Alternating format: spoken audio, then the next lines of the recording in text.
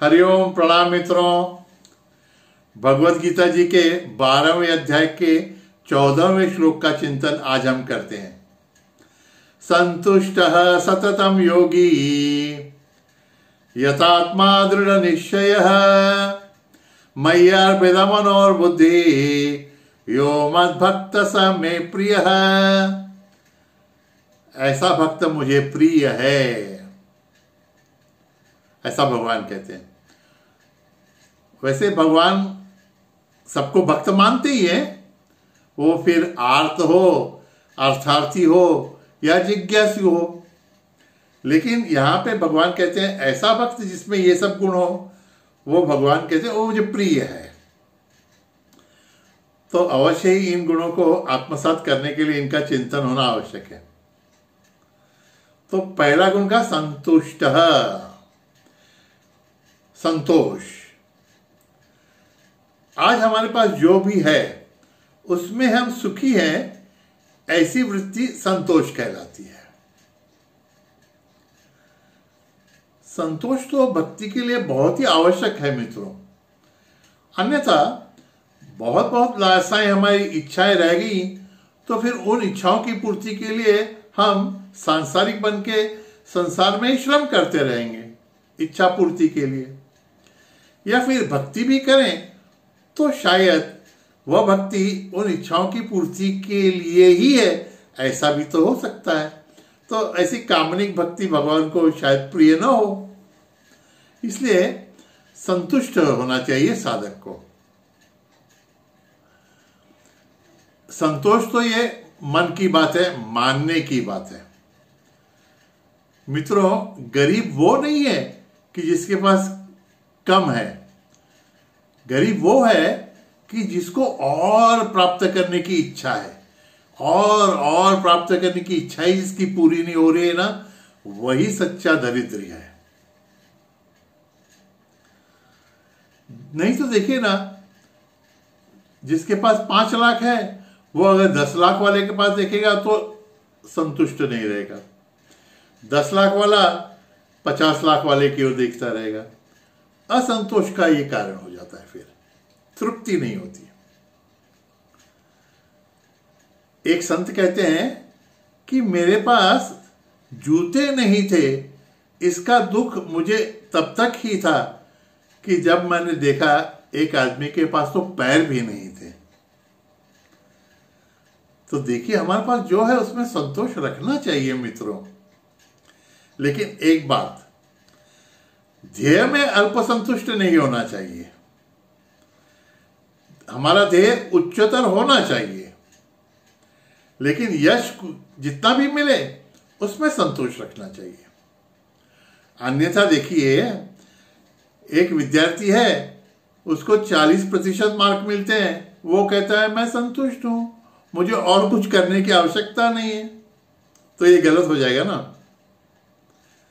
एक आदमी है, वो 5,000 रुपये महीना कमाता है, बोलता है बस मुझे इतना ही काफी है।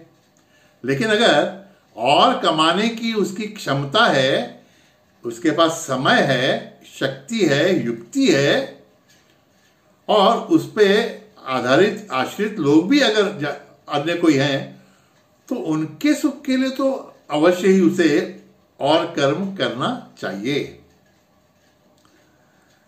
उद्योजकों के लिए तो इसमें बहुत बड़ा संदेश है। जिनके पास संपत्ति है, कार्यकुशलता है, मैनेजमेंट में जिनकी अच्छी गति है, उनको समाज के हित के लिए उद्योग शुरू ही करने चाहिए। उनको अल्पसंतुष्ट रह के नहीं चलेगा कि भाई मैंने मेरे कुटुंब के लिए कमा लिया, बस हो गया। तो हमारी क्षमता का उपयोग हमारे से ज्यादा हमारे समाज के लिए, देश के लिए, धर्म के लिए हो सकता है, तो हमें अवश्य उस क्षमता का उपयोग करना है। इसमें संतोष नहीं। इसलिए संतोष किस बारे में होना चाहिए, किस बारे में नहीं, यह विवेक होना चाहिए आदमी में, मन बुद्धि, ये आने वाला विषय।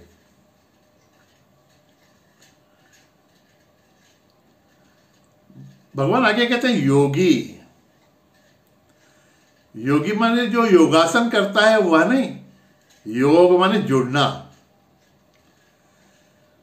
जो हर परिस्थिति में जो साधक किसी भी हालत में हो भगवान से जुड़ने का प्रयत्न करता है, जुड़ा रहता है, वह भगवान को प्रिय है। क्योंकि परिस्थिति तो बदलती रहेगी, कभी सुख आए कभी दुख आए। तो सुख में भी साधक जो है वो भगवान से कहे, भगवान ये सुख आपकी कृपा से मुझे प्राप्त हुआ है और इसमें मैं इतना हर्षित न हो जाऊं कि साधना को भूल जाऊं, तुम्हें भी भूल जाऊं। या फिर दुख आ जाए तो भी वह कहे कि भगवान मैं तुम्हें तो दोष दूंगा ही नहीं इस दुख के लिए, क्योंकि मुझे पता है मेरे ही कर्मों का फल आज मेरे सामने आ रहा है दुख के स्वरूप में। बस तुझसे प्रार्थना ऐसी है भगवान कि इस दुख को सहन करने की शक्ति दे, ये दिन भी अच्छी तरह से गुजर जाए तेरे स्मरण में। बस ऐसा कर। सुख हो या दुख हो, यश हो या अपयश हो, भगवान से जुड़ने का प्रयत्न साधक करता है, वह भक्त भगवान को प्रिय है। यतात्मा दृढ़ निश्चय। यत आत्मा, आत्मा माने स्वयं। प्रयत्न पूर्वक साधक स्वयं पे नियंत्रण रखता है और ऐसा नियंत्रण मैं स्वयं पर, मेरे शरीर मन बुद्धि पर रखूंगा, ऐसा उसका दृढ़ निश्चय रहता है। क्योंकि भगवान की ओर अग्रसर होने के लिए यह अत्यंत आवश्यक है कि साधक स्वयं को वासनाओं से परावृत्त करता रहे। साधना में कहां पर विघ्न आ जाता है? मन बुद्धि के स्तर पर। जैसे हमारे पूर्व कर्म रहेंगे वैसे विचार आएंगे, और कभी कभी पूर्व कर्म हमारे इतने पावरफुल रहते हैं कि वासनाओं का तूफान ही हमारे अंतःकरण में निर्माण हो जाता है। फिर विचारों को हम नियंत्रित नहीं कर पाते। दृढ़ निश्चय बहुत ही करना पड़ता है, स्वयं पर नियंत्रण रखना पड़ता है। ऐसा निश्चय करना पड़ता है कि अब मैं इन वासनाओं को वशीभूत नहीं होऊंगा। मैं ऐसी भी परिस्थिति में वासनाओं का तूफान भी आए तो मैं भगवान को शरण जाऊंगा, इन वासनाओं के विचारों को शरण नहीं जाऊंगा। ऐसा उसे यथात्मा और दृढ़ निश्चयी होना चाहिए। मय्यर्पित मन बुद्धि कहते हुए भगवान बहुत कृपा कर रहे हैं साधकों पर। क्योंकि मित्रों, ये मन और मन जो है ना, ये हमारे पूर्व कर्मों के विचारों से ही प्रभावित रहता है, और हमारी बुद्धि भी वासनाओं के ही आधिपत्य में कार्य करती रहती है। जैसी हमारी वासना वैसे हमारी बुद्धि, वैसे हमारी फिलोसॉफी। तो ये मन और बुद्धि साधना में स्थिर रखना बहुत ही मुश्किल काम हो जाता है। लेकिन भगवान यहाँ पे एक अच्छा मार्ग बताते हैं। बोलते हैं कि तुम इस मन बुद्धि को कंट्रोल करने का स्वयं प्रयत्न करके थक जाओगे तो तुम मुझे ये सब समर्पित कर दो। जो भी विचार आए नारायणार्पणमस्तु, उनके अनुसार कार्य करना या नहीं, इसके लिए विवेक की अपेक्षा भी भगवान से ही करें।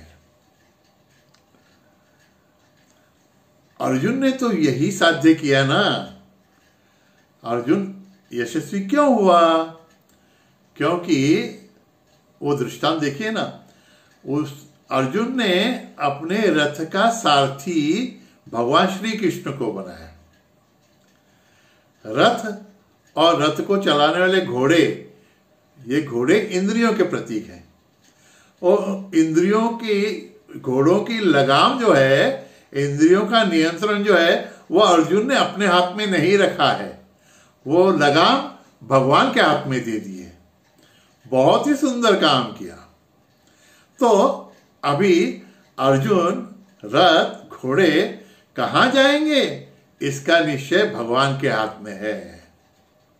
तो प्रयत्न पूर्वक मित्रों हमको यही करना है कि हमारी मन और बुद्धि भगवान को समर्पित करते हुए हमारी वासनाओं को हम वशीभूत न हो ऐसा दृढ़ निश्चय करते हुए यथात्मा बनते हुए आज हमारे पास जो कुछ भी है उसमें संतोष मानते हुए भगवान का शुक्रगुजार होते हुए उनका आभार प्रकट करते हुए सिर्फ उनको प्रिय होने का प्रयत्न करना है। हम वही करें जिससे हम भगवान को प्रिय हों। अवश्य ही इसमें हम यशस्वी हो जाएंगे मित्रों, प्रयत्न करेंगे। हरिओम तत्सत। नारायण नारायण नारायण।